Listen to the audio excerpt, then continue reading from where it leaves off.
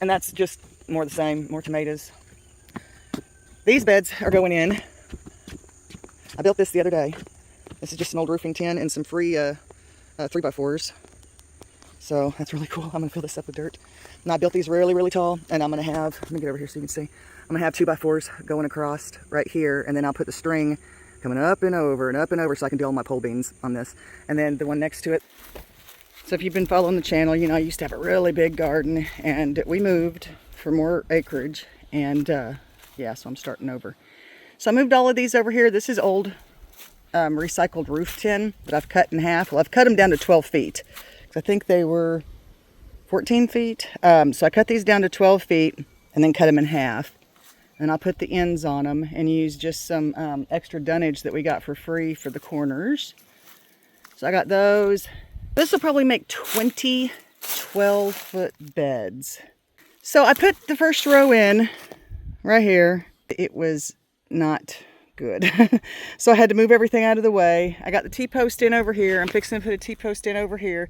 And I'm going to go ahead and set the T-post. I'm kind of doing this solo right now, which is cool. But, you know, if my husband was here, we could use the tractor to set these posts. But I'm going to have to use what he calls the picket pounder. And I'm just going to lightly put them in myself because he said that we're going to go ahead and put the 6-foot fence up. And this is, I mean, the way I measured it off, it's 1/4 of an acre, but I'm starting to wonder. I think it's a little more than that, because to the other side of this old tack room was a 1/2 acre. So I'm not sure exactly what's happening. I'm going to have to remeasure. This right here, I was going to take the sides off and the decking off of the roof and make this into a greenhouse. But he's kind of talked me out of that. He said, let's use this for storage for all the gardening stuff. And we'll just buy one of the smaller plant, what do you call that? The potting houses. Because you don't really need a greenhouse in Texas. I mean, maybe to keep the sun off your stuff.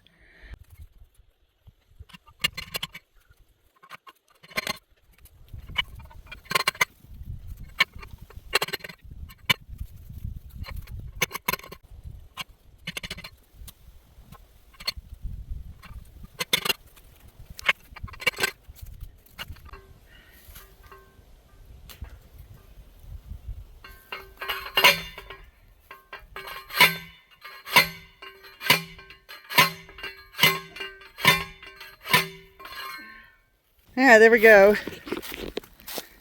Now this is a temporary fence to give me a line to come off of. Because look how wrong I got those. So I'll just measure from the T-post, and they're fairly straight on the string. I'll measure them out so I get the first line of beds as straight as possible, because that is important.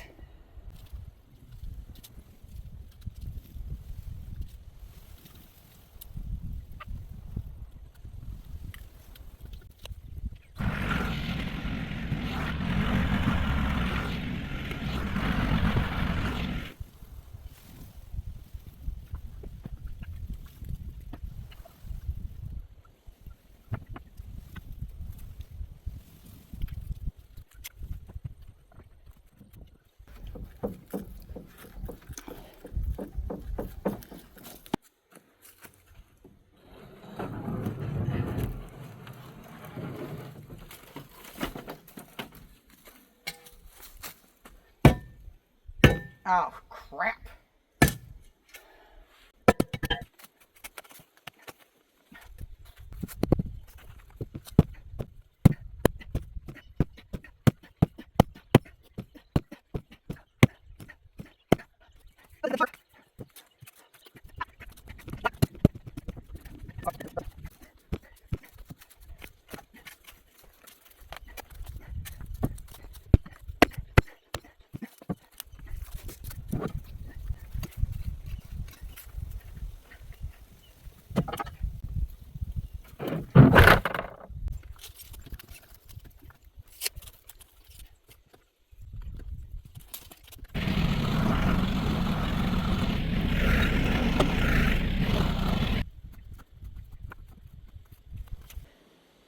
So these containers come with lids, and there's two short lids on one side with lips on them that you can't use for this. I'm actually going to make other beds with those, raised beds.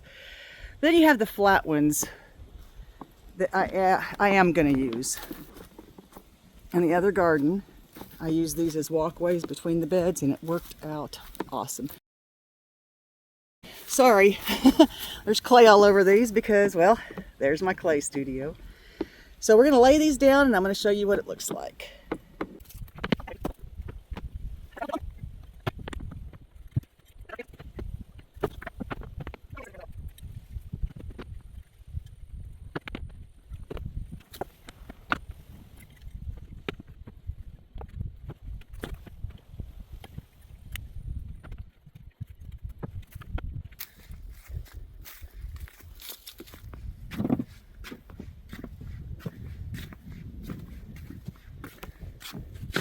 Not bad.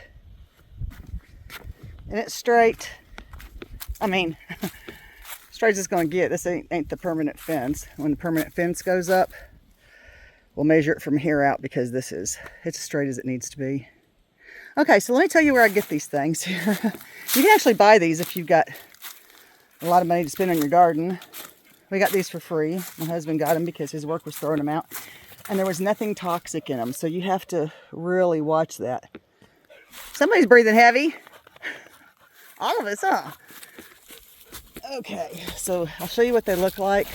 And you can buy these from ULINE. They ain't cheap, but you can buy them. If you just have a small garden you want to do and you want to use this idea, I say abso-freaking-lutely. Okay, so this is how tall they are. They need the sides taken off of them. And the sides open.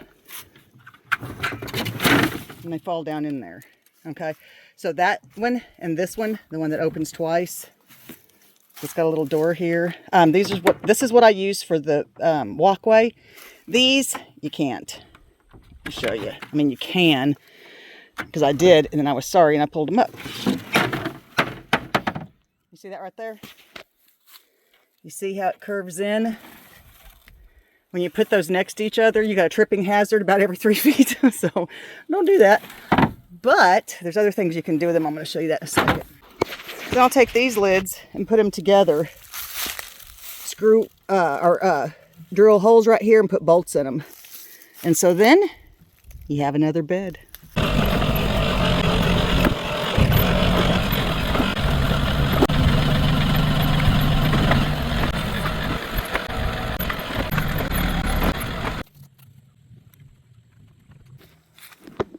Full day's worth of work. Not bad. First part of the first row is in. I still have 5 more beds to go this way. How many's here? 1, 2, there's 6 here, and so there'll be 5 more going off this way. And you can see this nice and shaded in the heat of the day. So this summer, the sun will be here. And that will be really, really nice. All right, see you on the next video.